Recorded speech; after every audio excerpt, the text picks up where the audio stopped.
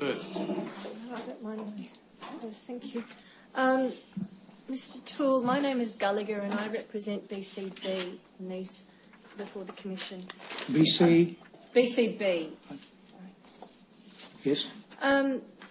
If I might just ask you, in relation to Western Australia, are you aware of the situation as regards the concept of misprision of felony? Is it now a statutory offence or does it remain a common law offence? Are you aware? I am aware of that, but I don't have a lot of intimate knowledge of it. You know BCB came from, yes, from Western Australia. The situation in New South Wales is, in relation to the concept of misprision of felony, it's now contained in a statute, the Crimes Act. You're aware of that, aren't you? Yes. And it's section 316 of the Crimes Act, New South Wales. That's correct, isn't it? I understand, sir. Have you been called upon to give advice regarding that section? No, I have. No, I have not. I was just wondering if I could explore with you the. Excuse me a moment. I'll just turn up the page reference. 15762, I think. Pardon me, Your Honour, I had it handy, but something happened. Mr. Toole,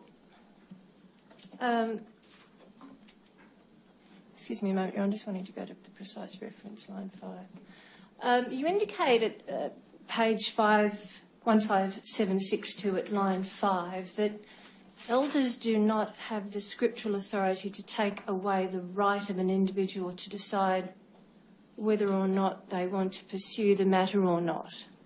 Remember giving that answer a moment ago to yes, Mr. Stewart. And, of course, you're familiar, I assume, with Galatians, I think I'm pronouncing it correctly, 6:5, yes, which indicates for each one will bear his own load. It's a correct quote. Do you agree? Yes. Is that what you were referring to when you indicated there that elders do not have the scriptural authority to take away the right of the individual? That's one of the scriptures. Yeah. Other scriptures, the principle of headship, family autonomy. Right. Headship. What as to... Well, a family is a unit. We don't have the right scripturally to invade a family and start dictating what they do or don't do. That's their right. Yes, because the perpetrator may be within the family unit, though. That's a distinct possibility. Yes, that's true. And so you're saying that there'll be some guardian who can take on the role of assisting the abused? Now, my understanding is that in a situation as you describe it, the elders would deal with the service department, and as I said, I'm not directly involved in this, but in terms of working out what they needed to do to be able to ensure the child is protected. Yes. And so they would work with the guardian parent. Yes, if there was one. If there was one. Yes. I'm just... In relation to obligations, you understand, don't you, that 316 effectively creates an obligation upon an individual who comes to know or believes that a criminal offence has occurred. Do you understand? I understand. So, for example, in a judicial committee, if the two elders, or perhaps three, each individually came to hold the belief or know that an offence had been committed, arguably they're obliged under 316 each individually to report the matter to the authorities. Do you understand that concept? Our understanding, if I can just explain, has been that the mandatory reporting legislation in each of the states dictates who is responsible to report child abuse matters and who's not. And it designates who they are or the class of persons, and it also designates the circumstances under which those particular offences need to be reported. Now, that's been our understanding. Coming to this commission and hearing what's been said here has been quite a wake-up call for me, I can assure you, because we've operated under that understanding that that was the dominating or the prevailing legislation that governed what was to be done in relation to reporting child sexual abuse. Having raised the question now here as to whether or not there are criminal laws that have an overarching or an overreaching obligation of mandatory reporting in addition to the legislation that's actually been specifically designated as reporting or mandatory reporting legislation, is something that I can assure you we're going to look at very carefully. Immediately this particular hearing is over, we're going to instruct independent senior counsel and ask them to give us a clear legal advice on what the position is right throughout Australia in relation to that, and any obligations that arise in relation to those laws we will certainly comply with. So I assume... Mr. Toole, the starting point for the discussion is that it's not really mandatory reporting that's involved, which is a whole scheme in relation to particular offences or events. Yes. But this is the criminal law saying in some places you have an obligation when you know about a crime to report the crime. So quite a different character. I recognise that, Your Honour. And do I then understand that previously the Jehovah's Witnesses didn't realise this sort of law existed? Well, we realised the law existed, but we were under the understanding when the government specifically legislated to deal with the matter in question, which is mandatory reporting, well, that particular law was the governing law. Now, if we're wrong on that, we accept that, and that's why we're going to seek clear advice on the matter. And so it's a complicated situation, I recognise, but we will certainly look at it and address the matter. So if you receive advice from senior counsel that 316 is akin to mandatory reporting, or mandates that a report be made, if knowledge or belief is held, then you would, I assume, in some way try and create some literature that made that plain to the congregation? We have no qualm at all about mandatory reporting. If the government wants us to report every allegation of sexual abuse, child abuse that we hear, we're more than happy to do it. But the problem we have is scripturally, elders don't have the right to take away that right to decide what's in the best interest of the family from the family. If the law requires us to do it, we have no hesitation in doing it. Well, so the law has since 1990 required you to do that. That's when this section was created. Before that, it was misprision of felony. Do you understand that? I understand what you're saying, and my response to that was that we were under the understanding that the government had legislated specifically to deal with the area of mandatory reporting. When you say we, who are you talking well, about? I'm talking about as an organisation. But you've made it plain, and forgive me if I've misinterpreted your evidence, you really haven't been providing legal advice in a significant way to the Jehovah's Witness congregation generally in Australia. Is that right? What did you mean by the question? I just need to understand. I'll withdraw the question. Do you seek independent on issues of legal interpretation and advice of that nature? You indicate that you're going to go to senior counsel about this particular issue. Have you done that in the past in relation to issues that have arisen? You've sought independent legal advice? Not on this issue at all. We have on other issues, but not on this issue, because we were under the understanding that the mandatory reporting legislation as it existed actually determined exactly who had the obligation to report. Now, we may well have been wrong on that, and if that's the case, we'll accept the responsibility. But we're now, I can assure you, we'll follow it up to make sure clearly what the position is. When you say we were under the understanding, do you mean you were? Well, me, yes. You as the lawyer? Yes. Yes. Just to make sure we're all on the same ground. Yeah. The mandatory reporting legislation imposes obligations on identified persons. Yes. You understand that misprision or a statutory equivalent imposes the obligation on everyone. Yes, I understand that. Have you always understood that? Well, I understood that it was subjugated, or when the government passed legislation that specifically dealt with mandatory reporting, if in fact the obligation arose under another statute, you wouldn't need this particular statute. Yeah, they're quite different things. Yes. The mandatory reporting legislation is a scheme Yes. that requires identified people to report to identified bodies. Misprision, or 316, as it is in New South Wales, is a general obligation on every citizen Yes, to report to the police in relation to a criminal offence. Well, I've become much more aware of it in the last few days, and that's why we'll be taking very deliberate action to address the matter. But how will it sit with Galatians 6:5?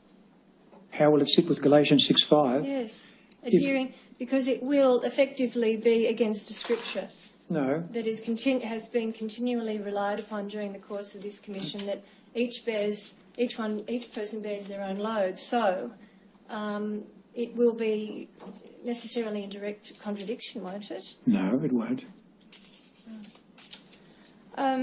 If I could explain why. That scripture that I read says that we have to be obedient as Christians to the superior authorities. Romans. So if in fact the superior authorities have a law that says this is what we need to do, well, that's the end of it. We'll obey. Just in relation, if I could go to tab 131A at ringtail 0013. Just paragraph 14 there. I haven't got it yet, I'm sorry. I beg your pardon.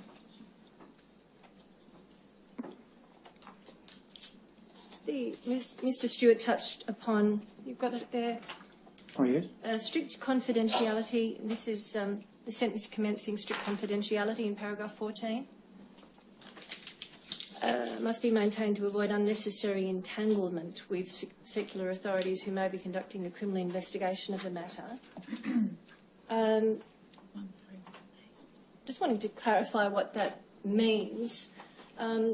Does it mean that there could be effectively if there had been a matter reported to the police, so the secular authorities are dealing with it, but if the elders wanted to conduct an investigation in preparation for a judicial committee, does that advocate that they can, but if they effectively keep it strictly confidential?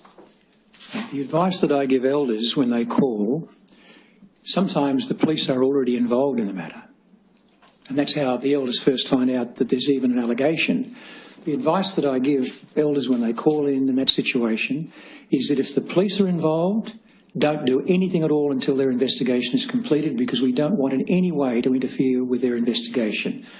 When they go and speak to the family or the victim, as I direct them, if in fact that person wants to take action, the same advice would apply.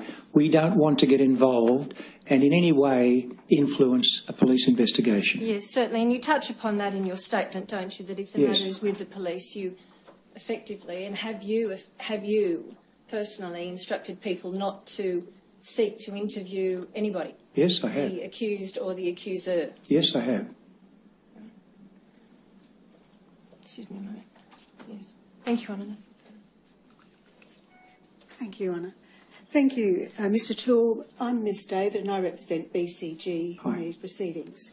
I just want to, just on the issue of reporting, that, and in a situation where there is a child has been abused by her father, for example, as in the case of BCG, in that situation, and the mother was of the view that the matter should be reported, but the father, for example, in another situation where a child has been abused and the mother of the child wanted to go to the authorities, but the father didn't, what would the situation be there? Well, the mother is then the protective guardian of that child. That child needs the mother to be protected. And if she wanted to go to the authorities, well, that's her right, absolutely. So even against the wishes of her husband? Absolutely, because the concept is relative subjection. If her husband is asking her to do something that God says she shouldn't do, she wouldn't obey him in any way. And what if would the elders give advice on that to that couple, to that effect, that was her right, independent Absolutely. of the father? It's a scriptural principle. Okay. And in the situation where you do have a child who is abused by their father, as in the case of BCG, and there was no effort or attempt by the mother to go to the authorities or to the police, do you have a procedure, or nothing occurred there, but do you have a procedure now that would enable a process whereby someone is appointed as in loco parentis, as the guardian for that person to make that decision? No, we don't have a procedure, but what you actually have is a interchange between the service department and the elders that are on the spot dealing with the matter, working out how best to be able to ensure that that child is protected. But I can assure you, whatever needs to be done to protect a child, we'll do it. If it means going to the police, we would have no hesitation in going to the police. And what about the situation where you do have a young child and the parents have decided not to exercise, as you call it, their absolute right to go to the authorities, and that child was, for example, a young child of, Yes. 5 or 6. What about the child is obviously going to become more aware of and independent of her parents, or he or she, as they grow. How do you deal with that situation, or is there a process to ensure that that child can at some point make a complaint or knows that they have that right? Well, normally, it's a hypothetical situation, but normally they'd have grandparents or other people. Firstly, we'd have to come to know about it. And if we came to know about it, usually that would happen because the child's talking to maybe a relative or grandparent. As soon as they became aware of it, they would mention to the elders, there's a situation here.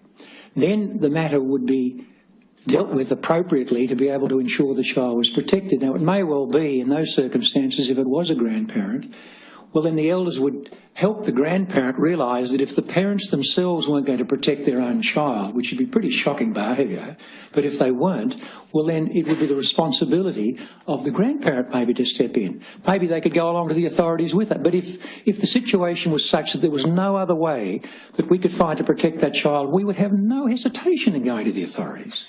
My question is more directed to how people who have been subjected to abuse become aware of their absolute right to go to the authorities.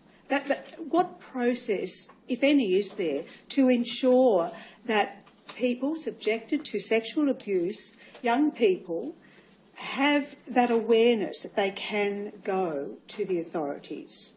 I would think that every Jehovah's Witness in the country that's of a reasonable age and experience, they go to school, they have all this, would be fully aware of the fact that if they wanted to pursue it, they'd have an absolute right to do so.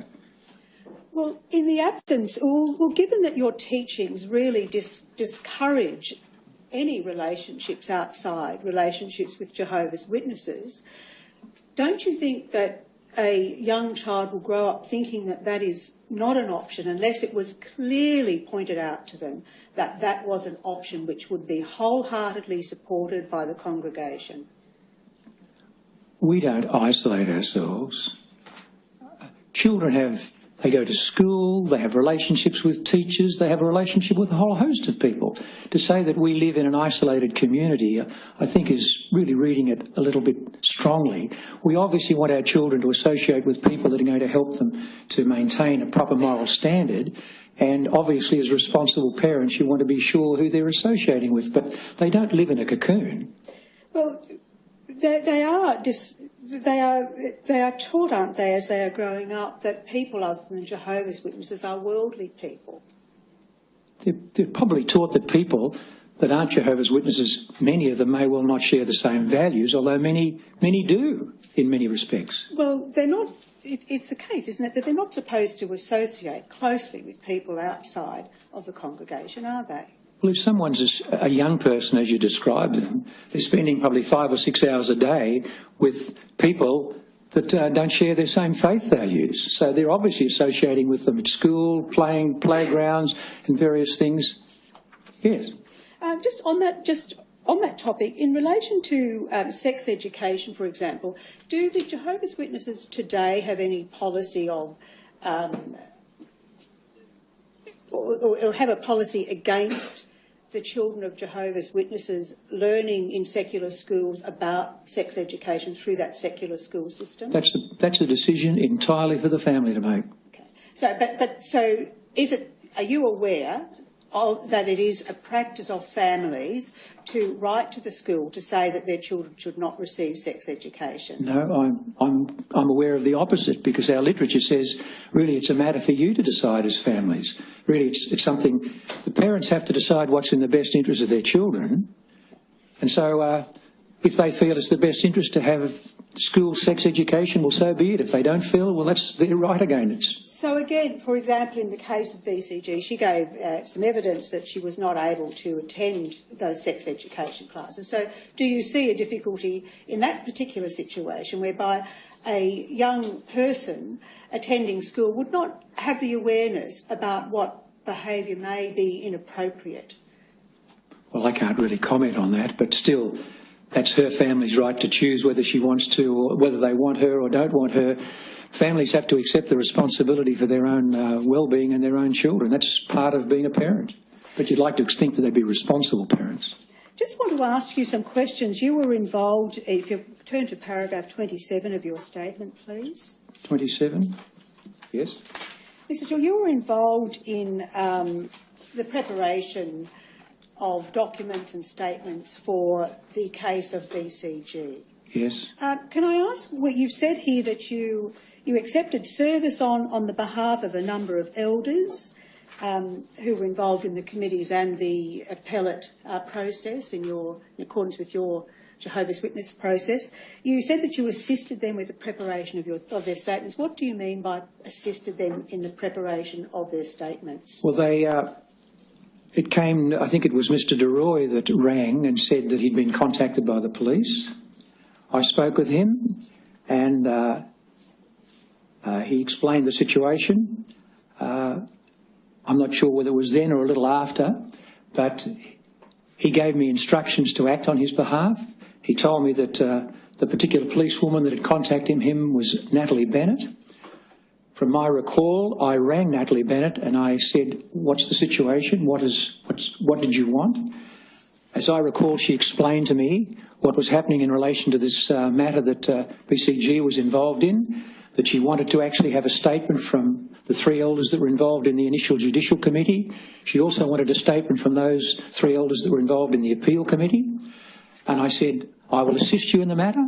So that's what I did. I went and obtained statements, but only draft statements, from each one of those elders, and then either I sent them directly to Natalie Bennett or they did, but I didn't finalise any of those statements.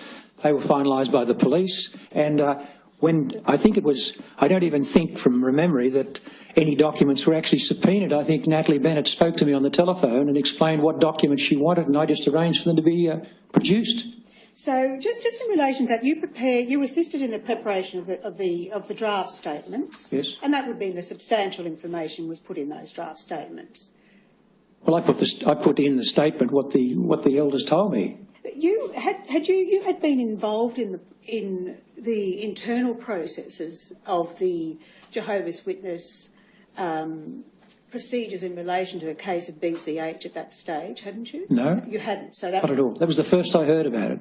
But did you not think that that there was a conflict of interest between you assisting in the preparation of statements from witnesses to a trial that involved a number of elders from your congregation? I didn't see it that way. I was just taking a statement by way of being assistance to the police. Did you not see that, as pointed out, I think in document 131A, which has been referred to by counsel assisting and by Ms Gallagher, that in relation to confidentiality, one of the concerns is the civil liability that may flow to your congregation as a result of any internal processes. I don't understand the question, I'm sorry. But what I'm suggesting to you is that do you not see that there is some conflict between your role in protecting, if I put it that way, the congregation against civil liability suits and the witnesses providing a full and frank statement to the police? I didn't see the slightest conflict in that matter. I was just simply helping those elders and assisting to take down their draft statement and ensuring that it went to the police. And I understood that Natalie Bennett finalised every one of those statements. She would have talked to the elders. There would have been a full and frank disclosure of whatever they recalled. I didn't see any conflict at all. I wasn't trying to protect anyone. I was trying to be of assistance. I'm not suggesting there was a conflict. I'm just suggesting that the appearance of a conflict, that the statements made and assisted by someone whose primary role is to work for the Jehovah's Witness Church congregation might appear to be in conflict with a person who had clearly expressed over time her dissatisfaction with the church, with the congregation's handling of BCH's case? I was completely unaware of BCG's situation. I had never met her. This is the first I actually heard about this matter when I was contacted by Rhonda Roy. Well, you were shortly involved in correspondence. Shortly thereafter, you were involved with correspondence, received correspondence from, for example, in relation to her sisters, from her elder sister, that was shown to you before. That was in 2002, as I recall, 2003. 2003, was it, or something like that? Yes. Did you provided that to the police? Did you that correspondence that you received? I think she actually sent me a copy of her police statement. No. My question to you was: did you send her letter to the police? No, I didn't. Did you not think that that would be of significant assistance during the course of a trial against BCG? Well, the letter contained about BCH, I apologise. Sorry. The letter contained a complete police statement by that individual which declared everything and sundries, as I understood. This case was already, I'm not sure whether it was the first case or the second case, but I understood that the police had all that information. Well, isn't this the problem, though, that the conflicts that can occur? I mean, you understood that the police had that information. You're not in a position to really know exactly what the police had. No, but if the police have got a 5-page statement, I presume they've got the 5-page statement. They've interviewed this particular person. And do you recall whether that statement had in it all the information about the... I don't. You don't recall that? No. So what I'm suggesting to you that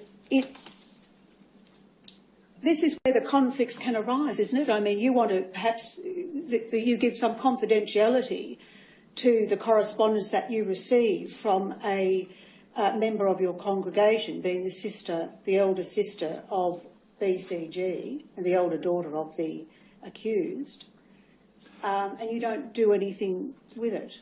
The letter actually says that she has been contacted by Natalie Bennett, as I recall.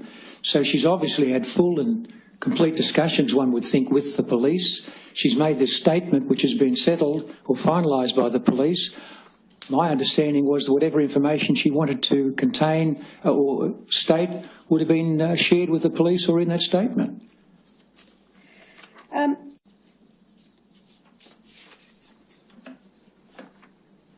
But if I can just mention, there wasn't the slightest question that I'm trying to protect anyone in this instance at all. No, I'm not suggesting to you that you did anything to protect. Okay. What I'm suggesting to you is the appearance of conflict, and you would be very well aware of that concept. that you must avoid any appearance of conflict between the interests of your congregation and the interest of somebody who was, at that time when she was making the complaint, outside your congregation, when she made the complaint to the police? I would have thought the help that I gave was assisting her. As a result, 6 men went and gave evidence in her case, I understand. The man was convicted, I presume, on some of the evidence they produced. And wouldn't it, to avoid a conflict, wouldn't it have been better just to actually send them to the police so that the police could take their statement? That's a question of judgment, but Natalie Bennett, I understood, was very happy that I was preparing those draft statements. Then she's got something that she can sit down and discuss with those men. She finalised them, I didn't. Well, wouldn't it have been better, another option would have been to send it to someone outside the, a lawyer outside the congregation? Well, I guess in hindsight there's all sorts of possibilities, but I didn't see that in any way, shape or form I was doing anything inappropriate in what I did. Do you agree that that is an option, though, to send it outside the Jehovah's Witness? Absolutely. Just coming back to the absolute right of a member of the congregation to report to the authorities. Now, a counsellor or a psychologist wouldn't be classified necessarily as an authority, would they? I don't understand your question. All right. Do you ensure that a person complaining of child abuse is well informed about his or her absolute right to go to a psychologist, for example, or a counsellor to obtain support and assistance? I can't really answer the question because I haven't been involved that way, but there is absolutely no prohibition, dissuadement or anything as far as that's concerned. If someone wants to go, that's their prerogative entirely. No, I'm not talking about prohibition or persuasion. I'm asking you, is there any policy that you are aware of that positively states that the elders should instruct or advise the people who have made a complaint of abuse that they have the absolute right to go to a psychologist, for example? No, I'm not. Do you believe that that should be something that should occur? Well, there are a lot of things come out of this Royal Commission hearing that I'm sure will be considered very carefully and very considerately over time. Is that something that you believe should occur? Me personally? Yes. I guess that would depend on the circumstances, but there's nothing wrong or inappropriate about it at all. Does it go against your scriptures to speak to counsellors outside? Not at all. People have an absolute right to speak to whoever they want to. Just on the other, when people, either the victim or the survivor of abuse, but the person who has been abused, when they are being informed of their absolute right to go to the police, for example, are they made aware of what might happen to their complaint if it is not made quickly?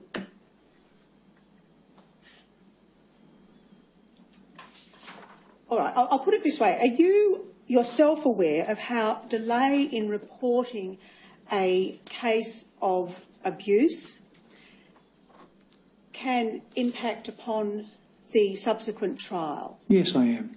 Can you inform, what is your understanding of the difficulties? Well, obviously, the further you remove from the event, the more difficult evidence is. People's recollections has obviously been evidence at this hearing here. People are trying to remember events that took place 26 years ago. I sometimes have difficulty remembering what I had for breakfast yesterday. So it's difficult. I appreciate it. Is that explained when you are giving that advice to the either the parents or the person who has actually been abused? Is that explained to them? I don't believe it is, but it's something that we could take on board. And just in the process, do you understand that clearly, I think you've been watching these proceedings over the last... Yes. And during the course of those proceedings, there's been a lot of reference to the procedure the committee procedure whereby, well, the two case study examples, for example, BCG and BCB, in BCG's case, how petrified she was in that committee process, whereby she had to give evidence or, tell her story in front of her father and 3 male elders. You're aware of that? Yes, I heard what you said. And would you agree that that very process, it does not lend itself to a young abused person being full and frank about the detail of what actually happened to them? Absolutely, but I understood the evidence that was given yesterday by Mr Spinks shows that just simply wouldn't happen today unless someone wanted to actually confront the abuser.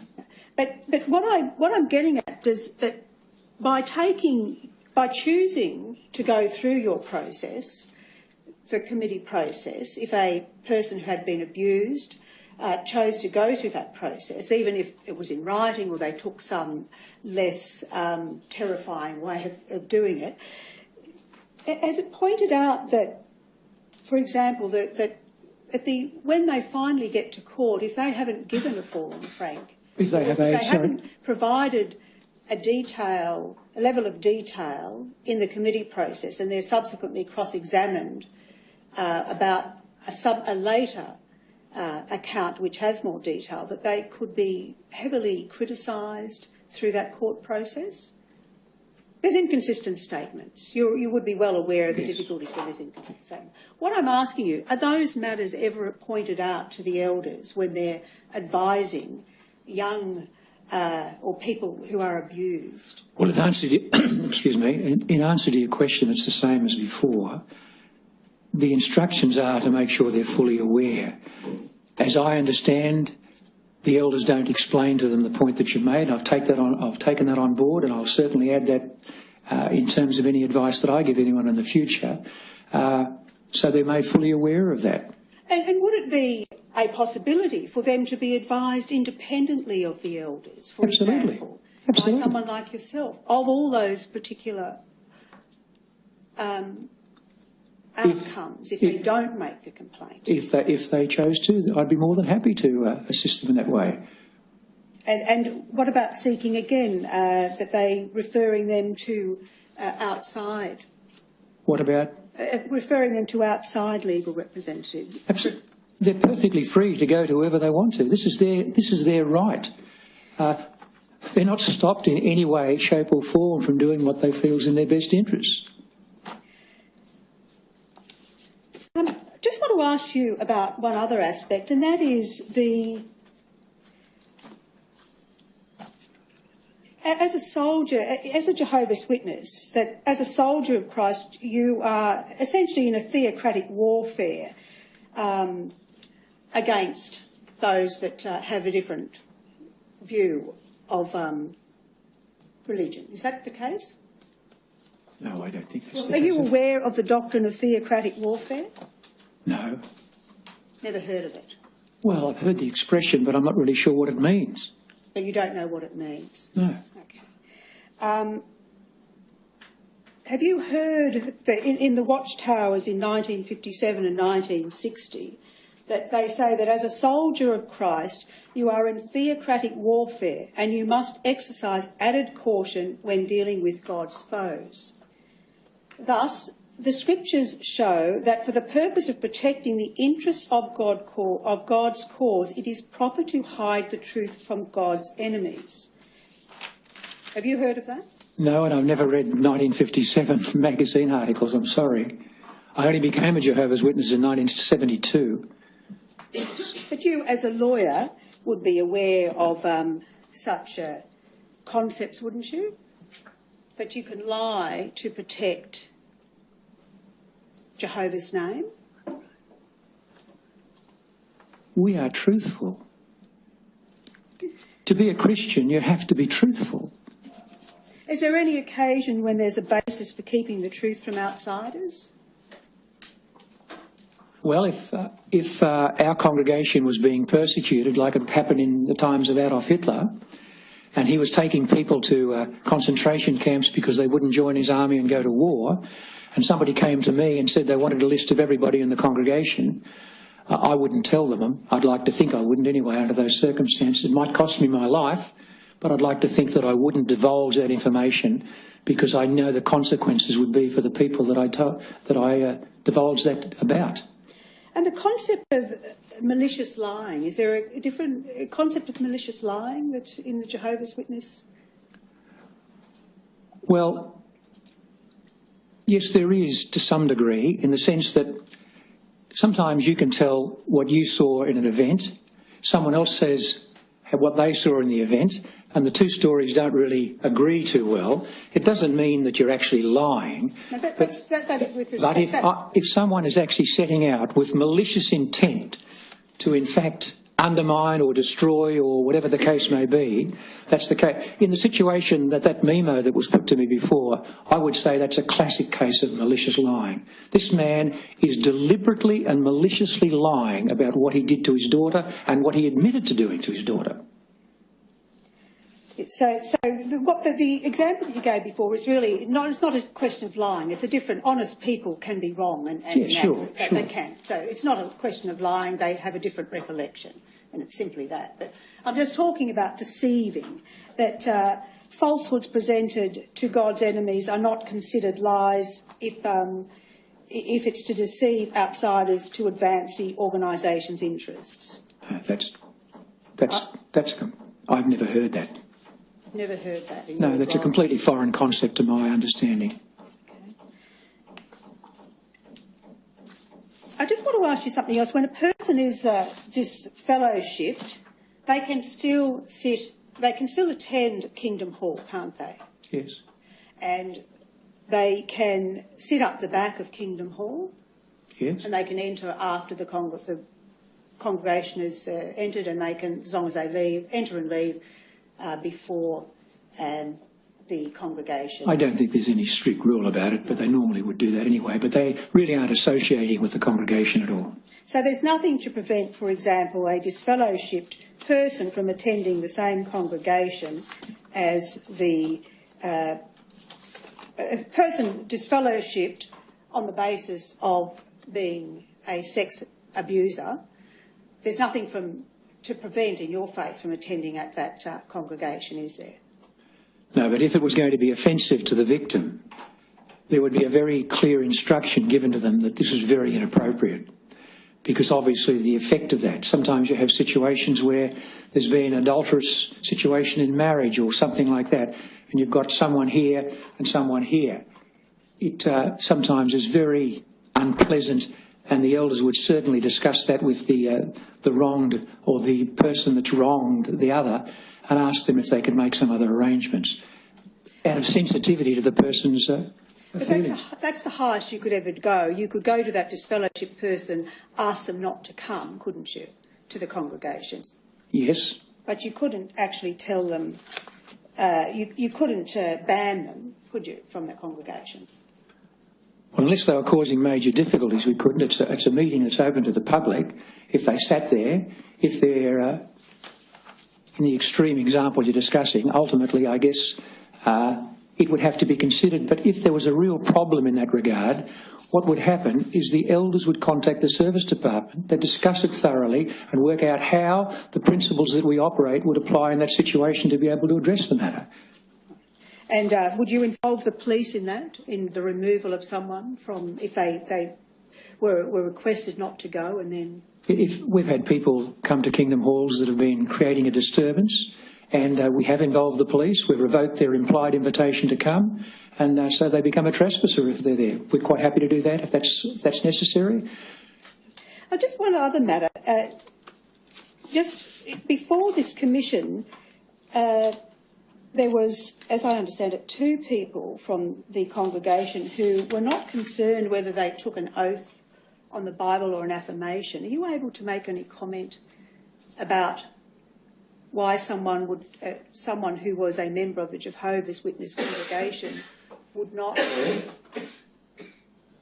automatically think that they would swear an oath on the Bible? If you want my honest opinion, it's possibly the first time they've ever been put in a forum like this, and they're frightened and so terrified of the whole experience, they really probably weren't sure what they should be doing.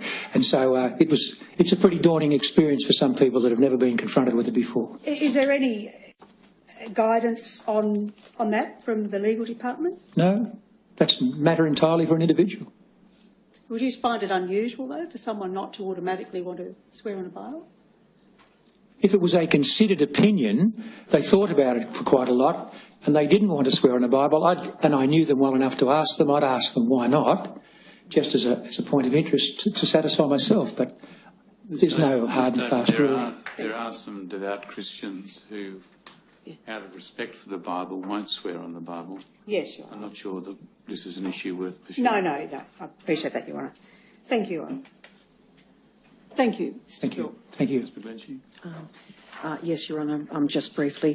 Mr Toole, my name is Miss McGlinchey and I appear for Monty Baker in these proceedings. Thank you. Mr Toole, you've said on a number of occasions in your evidence that if it was necessary to protect a child, you would have no hesitation in going to the police. That's correct. All right. Just to be clear, is the effect of your evidence that you have never, in fact, done that? No, I haven't. Right. Is the effect of your evidence that you have never, in fact, advised a member of the Jehovah's Witness to report a matter to the police? No, I haven't, because I don't give that advice. The Service Department deals with that. Thank you. You have an employed solicitor?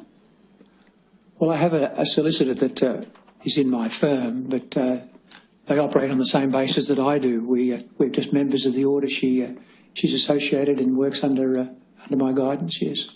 And her practising certificate does note that she works for your firm? Yes.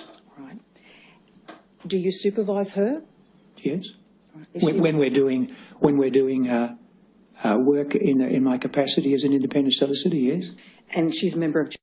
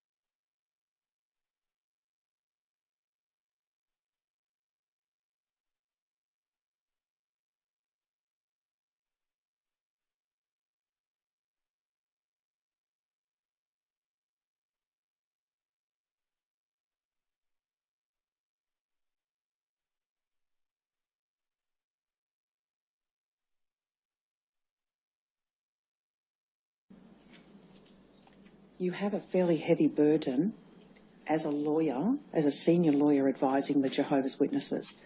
Is that correct? Yes, but I'm advising them in only one area, and that's their obligations to report under the mandatory reporting regime. I'm not dealing with child sexual abuse per se. I'm simply just giving legal advice like any lawyer would if you walked into his office and said, what obligations do I have in these circumstances to report a matter in this particular state? Just to be clear, have you ever advised in your capacity as a lawyer anybody to report under the mandatory system? Yes, I mentioned that to counsel this morning, I have. All right. I just want to understand how your practice works. Do you have an office? Yes. All right, which you attend on a daily basis? Yes, but I'm also a corporate lawyer, and I do work along with the branches doing normal administrative, legal-related work. But there are times if I take on a client, well, then I'll act for them independently. A Jehovah's Witness client? Any client, but generally it's one of Jehovah's Witnesses, yes. All right.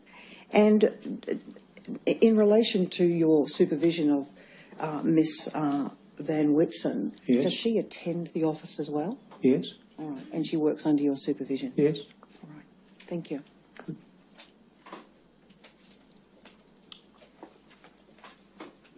Thank you, Honour. Mr. Toole, as you know, my name's Andrew Tokley. I represent the Watchtower Bible and Tract Society of Australia, and I also represent you, Mr. Spinks and Mr. O'Brien.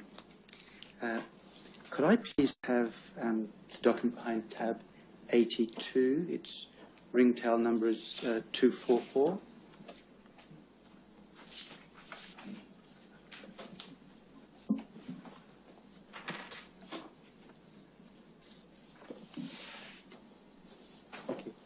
And Mr. Toole, do you see what's brought up on the screen? Yes. If your child is abused? Yes. And do you understand this to be part of an awake publication? Yes. Could the screen please be lifted up a little bit to see the date on the bottom? The other way, please. Thank you. And you see there it's a publication of the October 8, 1993. Yes, I do. And if you could now please go down a little bit. Down or up? Down. Keep going down, please. So do you see? Now, if you look at the second column on the right-hand side. Yes. And you see the paragraph beginning there, what though? Yes. And do you see it says, what though when the abuser is one's own beloved mate? Yes. And do you recall being asked questions about what might happen in a situation in which, for example, the husband is an abuser of a person? Yes, I do. And do you see what it says there is sad to say, many women fail to take decisive action? Yes. To be sure, it is never easy to face the ugly reality of a mate who is a child abuser. Yes. Emotional ties and even financial dependency can be overwhelmingly strong. The wronged wife may also realise that taking action could cost her husband his family, his job, his reputation. Yes. And it also continues, the hard truth is, though, that he may just be reaping what he has sown. Innocent children, on the other hand, stand to lose much more if they are not believed and protected. Their whole future is at stake. They do not have the resources that adults have. Trauma can scar and shape them adversely for life. They are the ones who need and deserve tender treatment. And it says, compare Genesis. Now, is the instruction in that paragraph consistent with your understanding of how these matters are approached by the Jehovah's Witness faith? Absolutely. And if you go down to the next paragraph, please, beginning parents. Excuse me. Parents must therefore make every reasonable effort to protect their children. Many responsible parents choose to seek out professional help for an abused child. Just as you would with a medical doctor, make sure that any such professional will respect your religious views, help your child rebuild his or her shattered self-esteem through a steady outpouring of parental love. And is that consistent with your understanding of what the Jehovah's Witnesses' view is of the role of parents, and in particular, the role of responsible parents? Yes, it is. So that a responsible parent would choose to seek out professional help for an abused child? Yes. Thank you. Now, I wonder if I might be able to provide to the witness, Your Honour, a copy of a document. It's been provided by my learned friend. It's an unredacted document. I have copies for the Commission. I'm happy to... obviously no names should be mentioned, Mr. Toole, because it's an unredacted document. And I'm happy to provide it to Council for all parties on the basis that they keep the names confidential.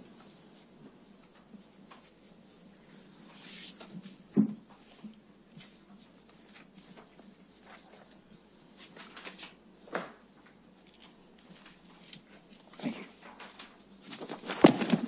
I've given you two. Did you want to... Are there plenty? I've got two.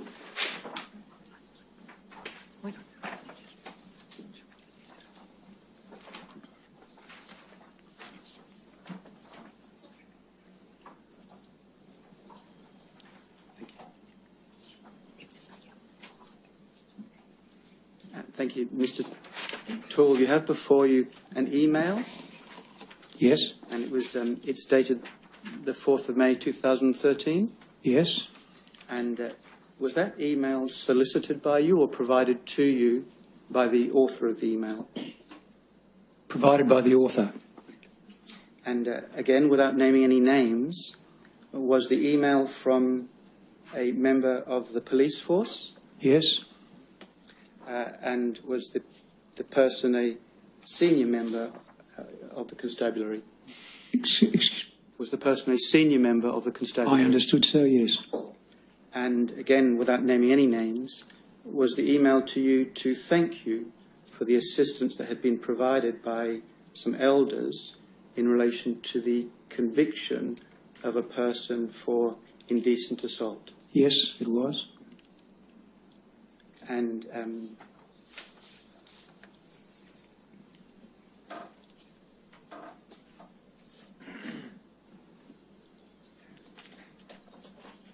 no, I have no further questions on that document. Thank you.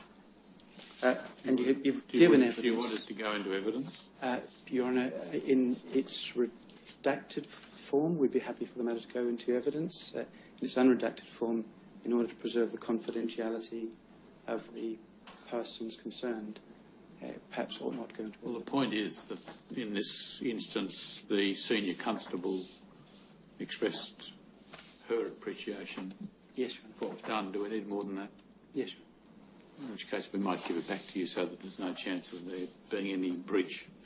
Thank you, Your Honour.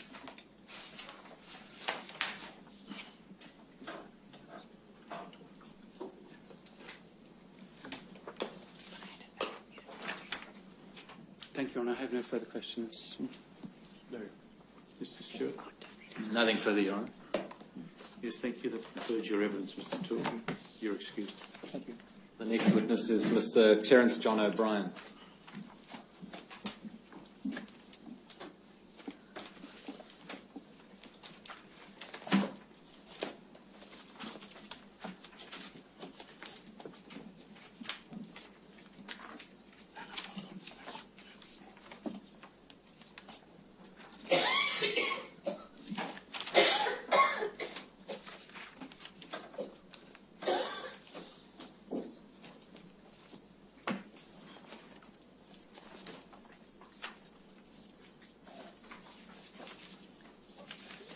Your Honour, while we're waiting, I renew the call in relation to the list of names. Perhaps my learned friend has instructions by now and he can respond to it. Yes. Your Honour, I'm still taking instructions on that matter. I will need to speak to the author of the document, Mr. H.V. Moritz. I understand he's an elderly gentleman in his 90s now, but I want to make sure that the answer we provide to the Commission is correct, and if need be, I will provide an affidavit from Mr. Moritz about that matter. My present understanding is that the Service Department did not, in fact, maintain a list of individuals. It could be generated from by the computer. Whether that was Mr. Moritz's understanding at the time is the matter I need to clarify. Very well. Mr. O'Brien, it's necessary for you to be sworn. Would you take an oath on the Bible? Would you stand for me? Take the Bible in your hand and repeat after me. I swear by Almighty God. I swear by Almighty God That the evidence I shall give in this Royal Commission that the evidence I shall give at this Royal Commission shall be the truth, shall be the truth, the whole truth, the whole truth, and nothing but the truth. and nothing but the truth. Thank you. Take a seat. Thank you. Yes, Mr. Your Honour, please, Mr. O'Brien, will you state your full names, please? Yes, my name is Terence John O'Brien. And Mr. O'Brien, we have two statements from you, one dated 10 July 2015 and one dated 16 July 2015. Do you have those to hand? Yes, Are there any amendments you wish to make to either of those statements? I think I actually had a third statement as well, dated 24 July, which was a correction of one point in my first statement. Yes, that corrected an aspect in relation to an involvement in a child sexual abuse allegation. That was the one, yes. So taking the second statement to be corrected in that respect by the third, are there any other corrections you wish to make? No. So do you confirm the statements to be true and correct? Do. Thank you. I attended the three statements, Your Honour. Well, the Exhibit 2924 as to the first one, then 2925 and 2926 for the other two.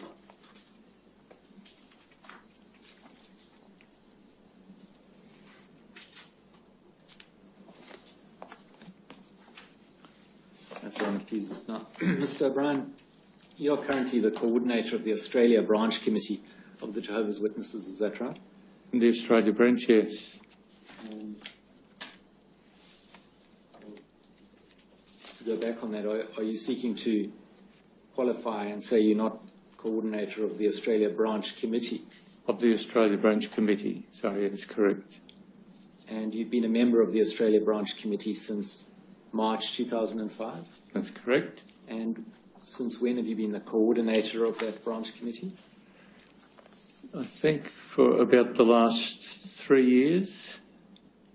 I was acting coordinator for most of 2 of those years, and the coordinator, Mr. Moritz, was overseas. But for the last almost 1 year, I've been the permanently assigned coordinator of the branch committee. Thank you. And prior to that, you've been a Jehovah's Witness since 1975, is that right? That's correct. Baptized in 1976. Yes. And you were a ministerial servant in the period 1977 to 1980. Correct. And you've been an elder since 1980. That's right. And in the decade 1987 to 1997, you served as a circuit overseer in Australia. I did, yes. And from 1997 to 2003, you served as a member of the branch committee of the India branch of the Jehovah's Witnesses. That's right, yes. And I take it then in 2003 or 4, you returned to Australia, is that right? Yes, 2003, returned to Australia. Now, dealing first with the Australia Branch Committee itself, how many members are there? Presently, we have 12 members. And if I understand it correctly, they are all elders, is that right? Yes. And that's a requirement. To be a member of the branch committee, one must be an elder. Must be, yes. And so it follows, therefore, that to be a member of the branch committee, one must be a man. Correct. And who are the 12 members, Mr. O'Brien? Yes, so there's myself, of course. Then there's Alan Wood, Graham Martin, Winston Payne, Vaughan Guy, who is temporarily overseas on an assignment. You have Donald McLean, Viv Moritz, Douglas King, who is infirmed, not an active member of the branch committee, Michael Davies, and Ivan Novion. I think there's 12. 10, I think we have, Mr. 10. O'Brien, including you. Okay. O'Brien, Wood, Martin, Payne, Guy, McLean, Moritz, King, Davies, and Nabion. Okay, Gregory Frank is an 11th. And I'll just have to check who I've missed. Yes, fair enough. Thank you, Mr. O'Brien. And are all those members serving in that capacity full-time? Yes. So they're in full-time ministry, as it were, in that capacity? That's correct. And that makes them all members of the worldwide order of special full-time servants of Jehovah's Witnesses? They are. And so they'll all be looked after, as it were, in a similar way to that explained by Mr. Spinks? Spinks. Phil? Yes, exactly the same situation. Thank you. And they're appointed by the governing body, is that right? That's correct. And is there a particular length of term of office? No. So they're appointed until, what, they either retire or are removed? Yes, or expire. Or reassigned? Yes, it can be the case too.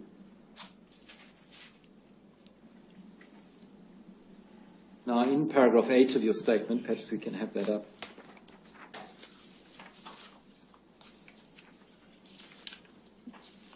You say that in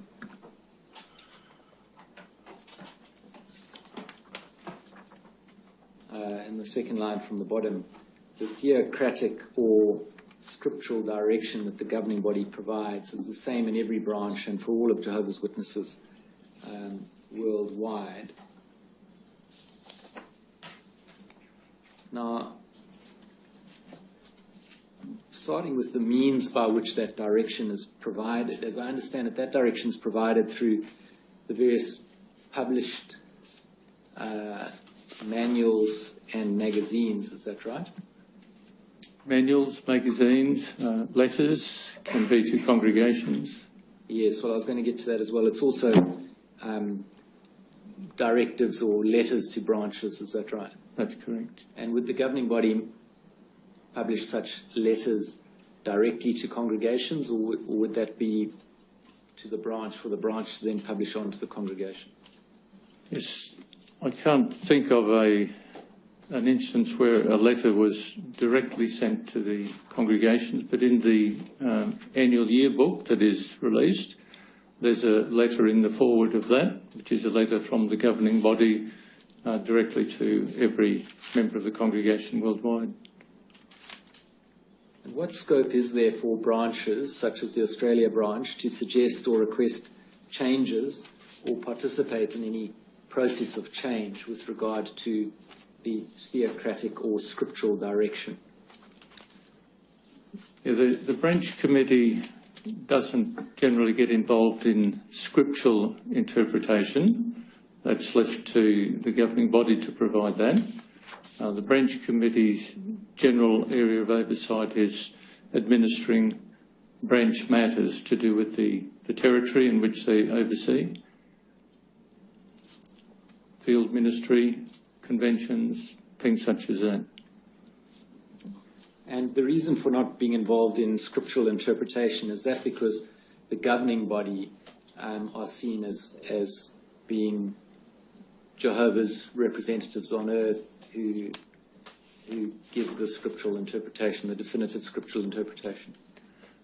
Yes, so they will, my understanding is the governing body will approve the information, but they have other, what they refer to as helpers and various committees who assist them in researching and formulating some of the suggestions that would then go to the governing body for approval or adjustment, depending.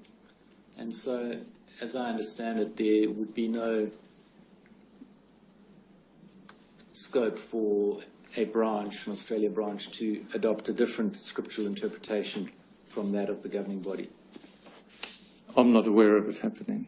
Yes. Yes, we'll take the luncheon adjournment. Offence has occurred. Do you understand?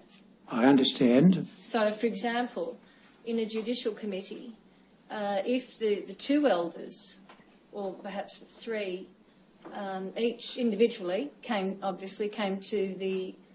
hold the belief or know that an offence had been committed, arguably they're obliged under 316 each individually to report the matter to the authorities. Do you understand that concept?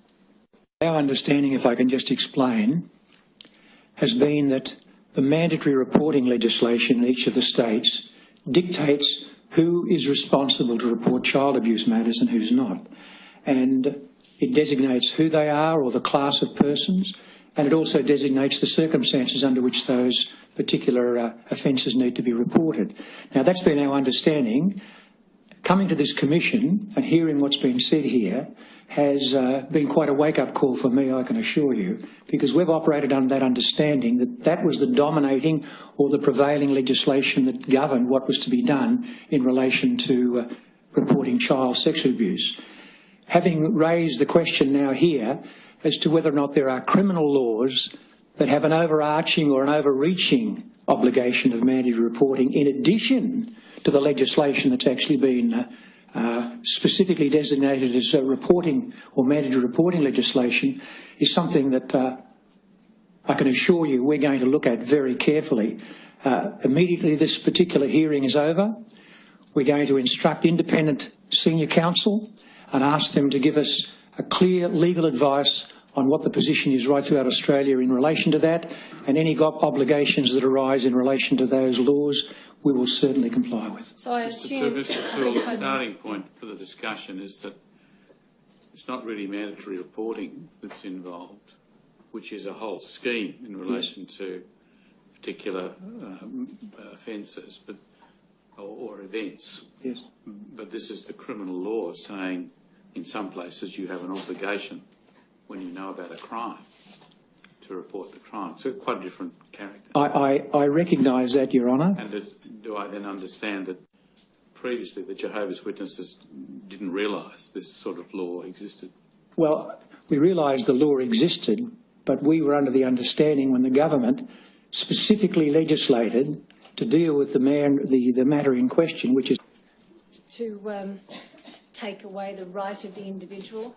Well, that's one of the scriptures. Yeah. Other scriptures, the principle of headship, family autonomy. Right.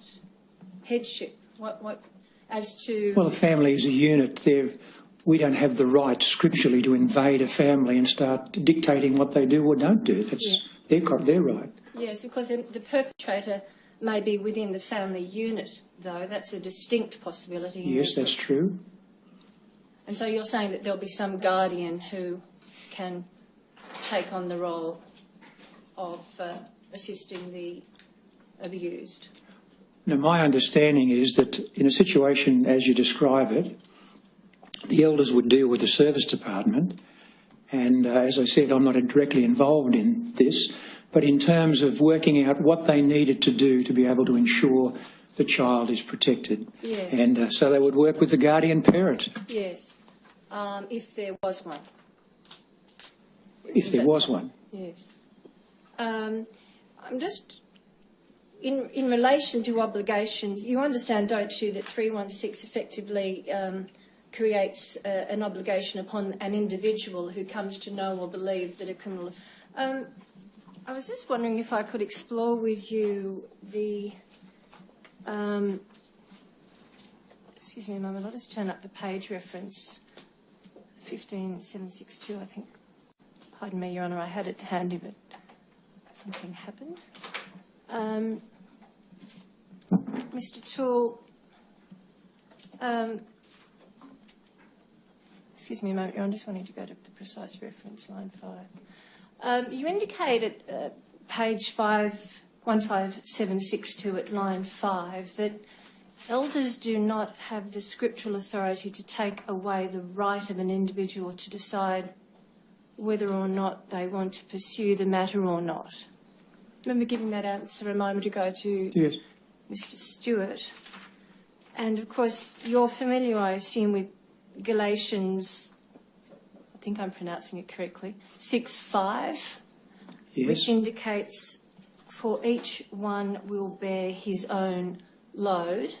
That's it's a correct quote. Do you agree? Yes. Is that what you were referring to when you indicated there that elders do not have the scriptural authority to... First. Thank you.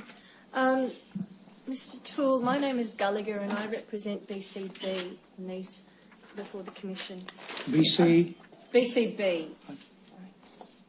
Yes. If I might just ask you, in relation to Western Australia, are you aware of the situation as regards the concept of misprision of felony? Is it now a statutory offence or does it remain a common law offence? Are you aware? I am aware of that, but I don't have a lot of intimate knowledge of it. You know BCB came from... Yes. From Western Australia. The situation in New South Wales is, in relation to the concept of misprision of felony, it's now contained in a statute, the Crimes Act. You're aware of that, aren't you? Yes. And it's section 316 of the Crimes Act of New South Wales. That's correct, isn't it? I understand, sir. Have you been called upon to give advice regarding that section? No, I have. No, I have not.